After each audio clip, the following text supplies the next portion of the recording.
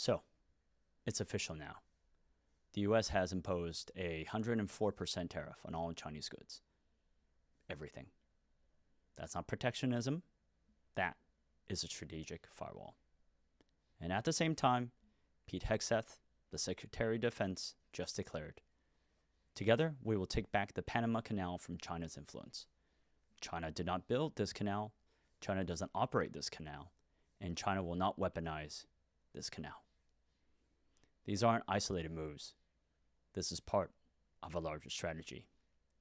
And if you caught my previous video on ports and waterways, you already know the real battleground isn't always visible on a map. It's in infrastructure, choke points, and narrative control. Let's unpack what's really going on, tariffs, Panama, ports, and how China may already be the global counterbalance no one wanted, but now everyone needs. Let's start with the obvious. 104% tariff on all Chinese goods. This isn't incremental.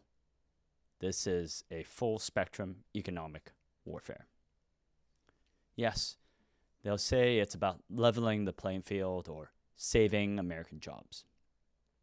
But let's be real. The tariffs was always about China.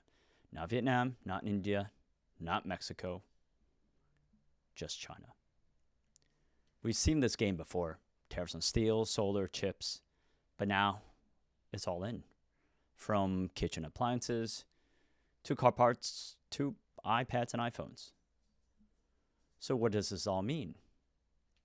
It means the US is throwing up a wall because it can't outcompete China on scale, speed, or price. It's saying, if we can't win in the open market, we'll shut the market. But here's the thing about China. It's already been preparing for this.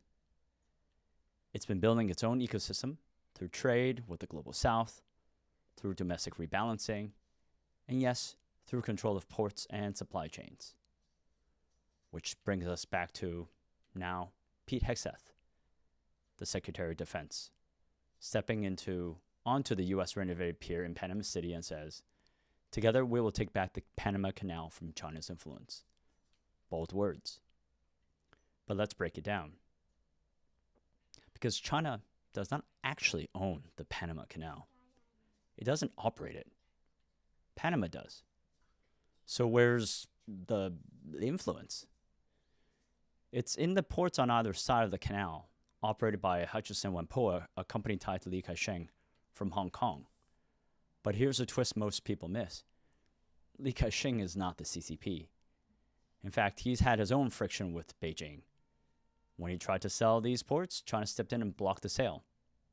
So that's how tense that relationship now is. So if anything, the US is reacting to the optics, not the facts. But perception drives policy. And when 40% of US container traffic, worth over $270 billion annually, flows through one canal, optics becomes strategy. And this is what I talked in one of my last videos.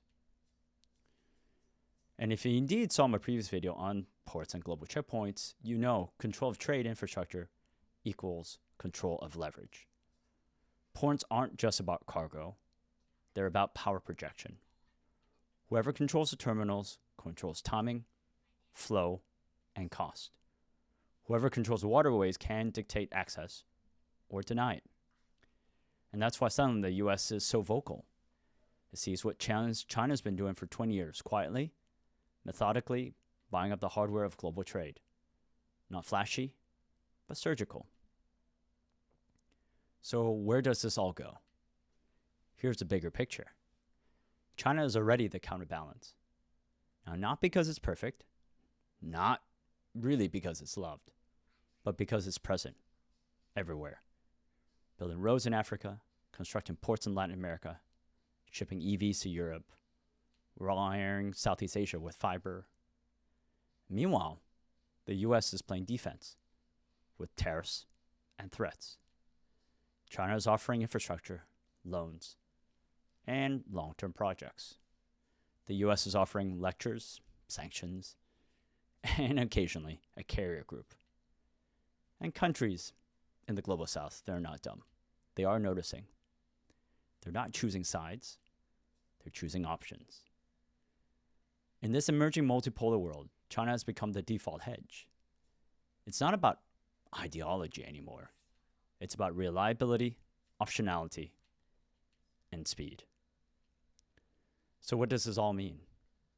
It means the US is scrambling to regain influence in a world that's moved on. It's fighting on new terms with old tools. Tariffs, canal speeches, security pacts. But China isn't just competing on goods. It's competing on systems. And whether the US likes it or not, China has already become the counterweight, not just economically, but strategically. Not through war, definitely not through ideology, but through presence and persistence. This is the new game. Ports, waterways, tariffs as weapons, logistics as leverage, influence without invasion. And if you're watching this and it clicked, definitely check out my last video on ports and choke points. It'll give you the background most people miss. Because in this game, China's playing 4D logistics. And most of the West kind of still stuck on Twitter threads.